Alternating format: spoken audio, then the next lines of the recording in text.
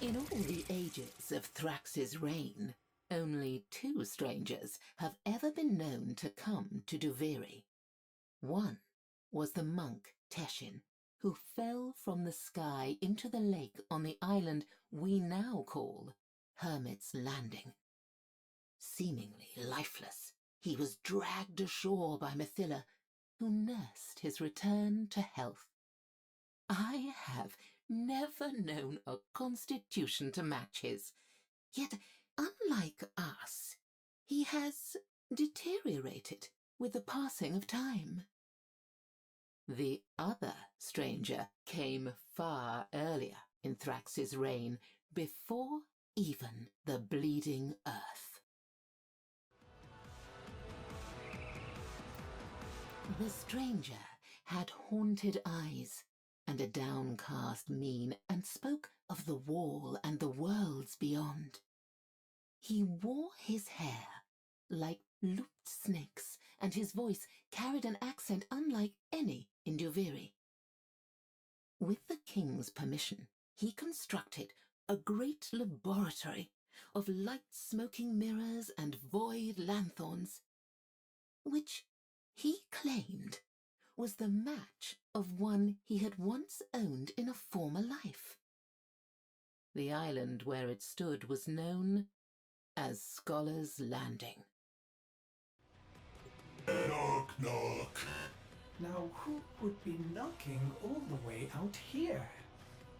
Operator, I don't think you should answer that. The time would come, the stranger said, when duviri would be needed. There was a work of repentance to be done, and he could not do it alone. What he meant by this, I cannot say, and cannot now ask.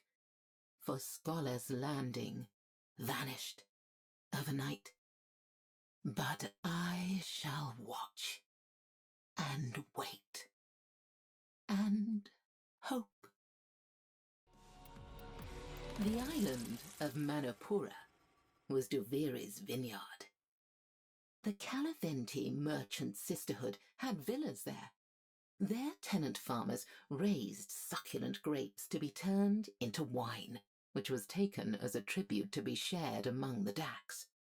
Tribute Day was a great celebration in the Dax barracks, as the veiled Yaskotai would pour bowl after bowl of wine. Comrades would show old wounds and tell tall tales of how they were come by, and old songs would be sung late into the night.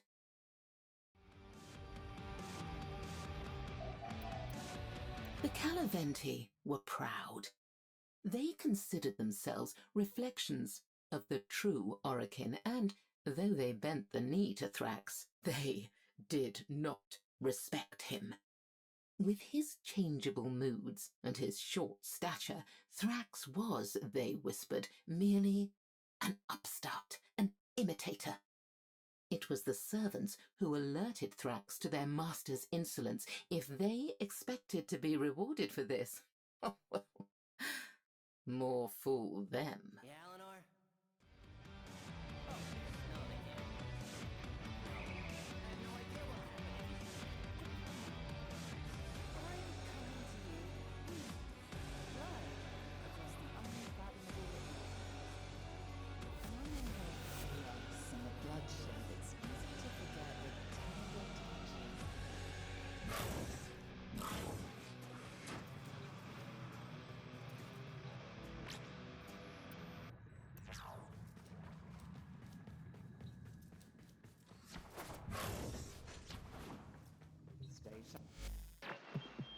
Ever go to the store to buy food and you...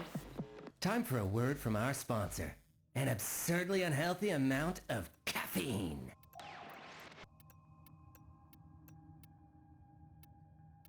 The island of Manipura, the Calaventi were proud.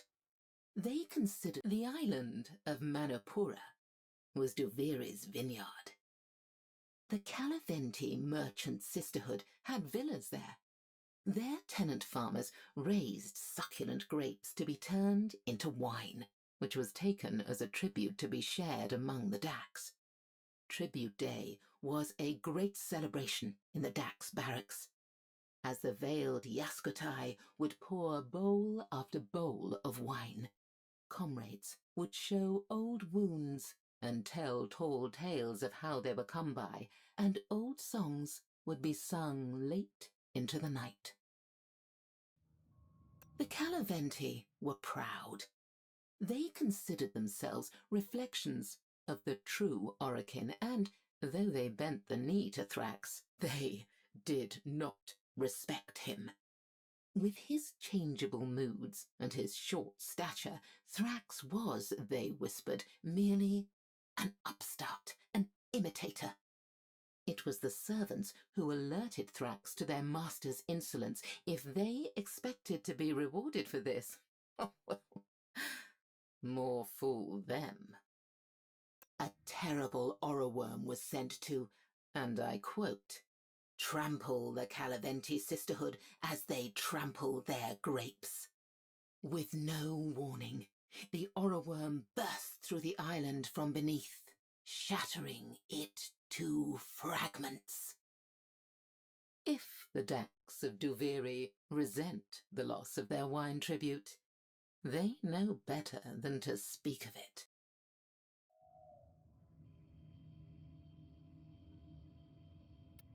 There was a time when the children of Duviri were educated. Upon the island of Academe, within its chalky caves, in rough-hewn classrooms lit by burning blue gas, sages taught them everything they would need to know. They learned of the 7 principles, the geometries, the primords, the harmonics and resonances, the sacred stories, and, most importantly, the unquestionable benignity of Dominus Thrax. And then, not long after the reign of chains, the first of the Hollow Children appeared. They joined the others for class, sitting at the back, silent and attentive. Their eyes were a deep and lustrous black, their mouths fixed in a constant grin. None of the sages saw them enter or leave. The Hollow Children did not speak, nor did they participate in class in any way, except to giggle unnervingly when the subject of the void was mentioned. When adults came to collect their children, they noticed an additional oddity. Among the Hollow Children were exact duplicates of themselves when they were younger. Each day there were more of them. Thrax ordered the island destroyed, but when Loden descended from the sky to ravage it, the Orroworm found it had broken free of its own accord.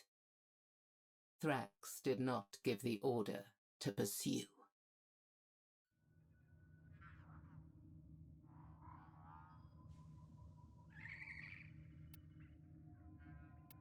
How I loved the Galleria. It was an island of simple beauty, where white statues rose out of the ground as if they had grown there. They were classical in their features, masked in due propriety, each bearing an instrument or an emblem of their craft. I gave them names. The Scribe, the Scryer, the Shawsonist.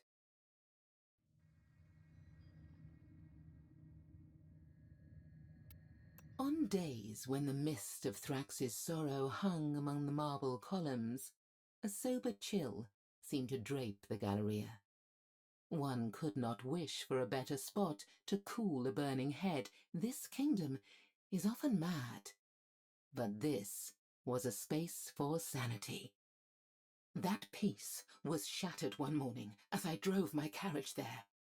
I witnessed a vast form break up from the ground and clumsily probe the area around it. I took the thing for a gigantic worm or slug until one of my escorting Dax pointed out the colossal fingernail on its head.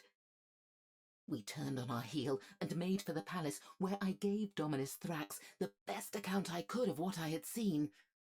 On hearing that a single monstrous finger had burst up through the green sward, Thrax took terrible fright.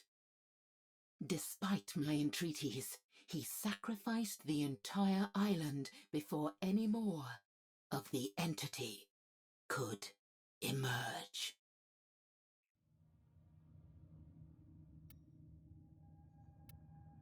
In the splendid lands on this side of the wall lives happy Mathila, and she has 2 children. She also had a husband in her yesterdays.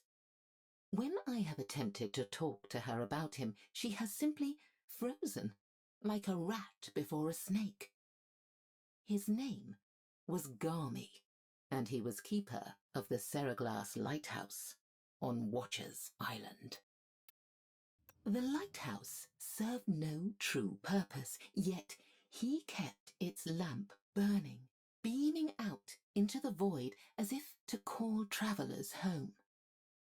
Now, before his death, Garmy confided in me that he felt his role was important. He was keeping it at bay. Void storms were not unknown in duviri, but the storm I shall speak of was unlike others. It hung in a red veil across the sky. There was a great sound like tearing metal, and all at once a pelting rain fell. Not water, but broken metal chains in lengths and coils and great rattling whip strands. The falling chains shattered roofs and windows, slashed through screaming livestock, and maimed the fools who had not come in from the streets. I found Garmy's log in the toppled ruin of the lighthouse. With admirable presence of mind, he describes a form steadily approaching out of the void. A monstrous hand, possessed of only 3 fingers and a thumb.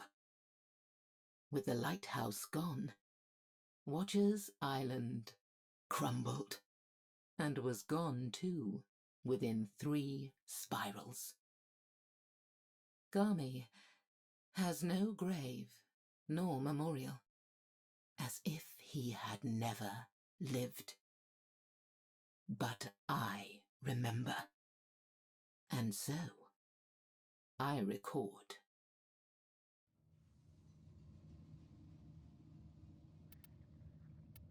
The Necropolis Island was once one of the largest in duviri and the strangest.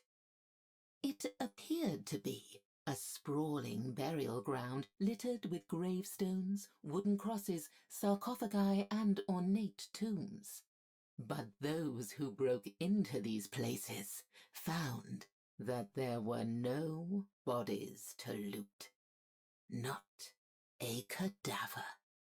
Not a skull. Not even a tooth.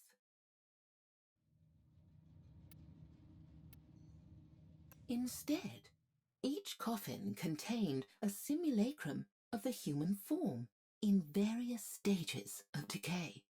Entire skeletons carved out of wood. Corpses of rotting straw stuffed into old clothes. Mouldering faces sculpted in crumbling clay. Little bones laboriously whittled down from large bones.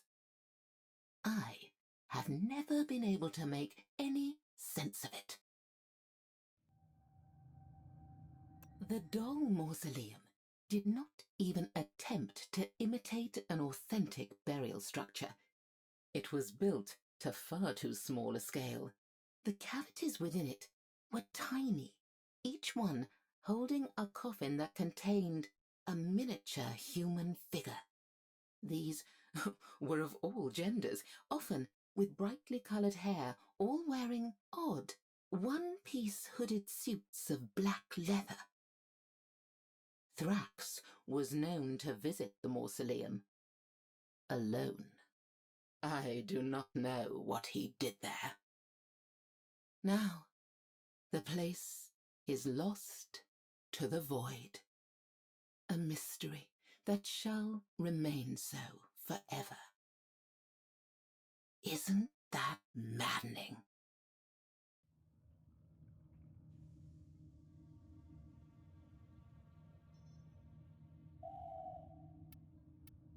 The island was called Cornucopia for its fecundity. The soil, dark and rich, yielded tubers and greens that shimmered with life. Wagons laden with tribute would go tottering up to the palace in procession. All this was, of course, the will of the king, for what is a kingdom without its peasants? Thus had he created the islands, and thus they remained, day after indolent day. Then, on a morning like any other, Farmer Hovrill drove his spade into the earth and brought up blood.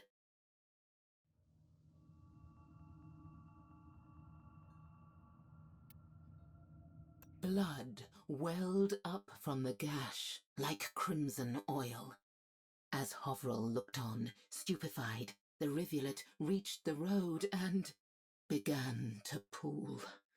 The shocked cries of other farmers rang out as their furrows too began to fill with blood. The stuff was dark, almost black.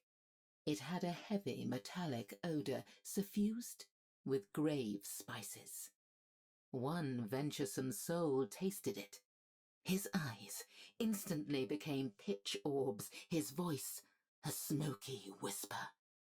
Panic ensued. The judgment of Dominus Thrax.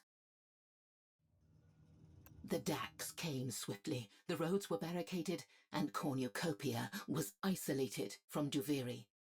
Later that day, a great orreworm shattered the bridges. The island was set adrift, inhabitants and all. Oh. The last sight I had of them was a row of wide-eyed, pleading faces watching me steadily as they vanished into the void.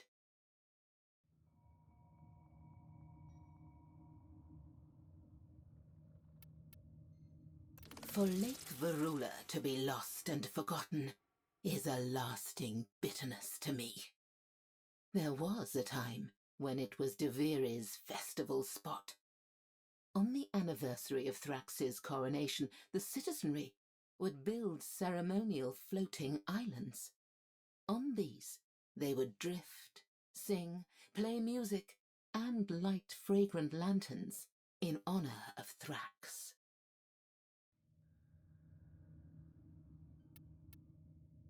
Attracted by the music, the rainbow eels would rise from the lake bed, poke their iridescent heads above the water, and sing. Lucinia had a school of them that followed her across the lake and floundered on the shore when she disembarked, as if they yearned to remain with her. We could not know that down on the lake bed a portal to the Undercroft had formed. Predatory creatures writhed in. They were golden, slender, with massive fanged bivalve maws. And they were ravenous. They devoured the rainbow eels, and then they devoured each other until only a handful were left. Lake Verula had no more magic after that. Thrax ordered the lake drained, but the golden moors merely burrowed into duviri's crust, where to this day they can sometimes be found plundering our pools.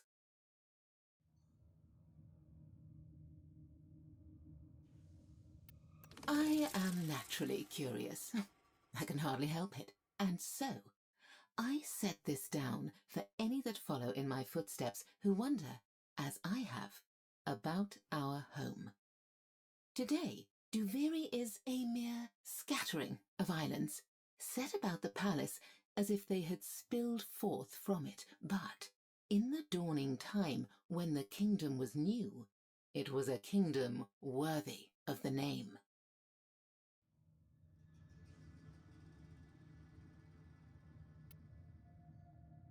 From horizon to horizon lay island after island, each one different, bearing distinctive colour and life.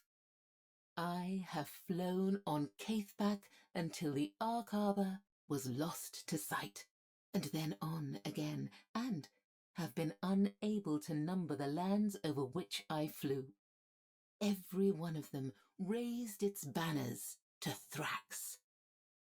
Nothing remains of those islands now. Not a tree, not a leaf, not a grain of sand. It seems some of the lost islands were smashed by Thrax the king, as a child might smash a toy. Others have been obliterated by hazards unknown. The void is an ocean, it is said, and monsters dwell in its depths. But the vast majority of the islands have simply fallen to the void's creeping encroachment as the tides wear away at the land. I dream of a lost island returning one happy day, or an entirely new island appearing, birthed from the void. But this place has not changed in so long, except for the worse, and there is no reason for hope. One day, I am sure, the void will engulf us all.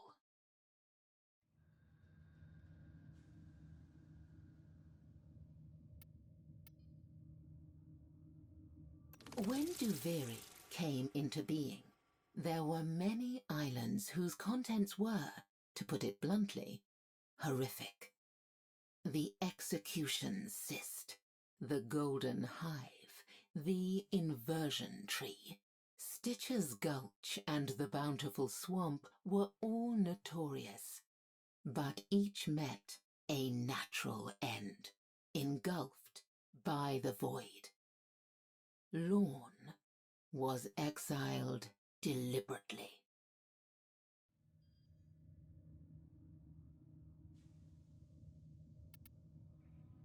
The island of Lorne was a desolate, bleak outcrop where ghosts would scream accusations against anyone who came close enough to hear. Shunned by all, it was ultimately severed from duviri and set adrift in the void, where it can still occasionally be heard screaming to this day. Islands are usually unmoored or otherwise destroyed by command of the king. Here, though, it was the local citizenry who rose up and cast the offending island out, smashing the bridges with their tools and dragging it away using ropes and flying caiths. Lorne was notable for its curious shrines, many of which were dismantled and their component stones taken from the island by royal order.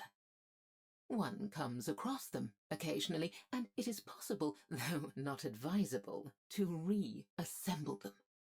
To do so risks a local outbreak of ghosts, an offence punishable by death should the Dax catch you at it.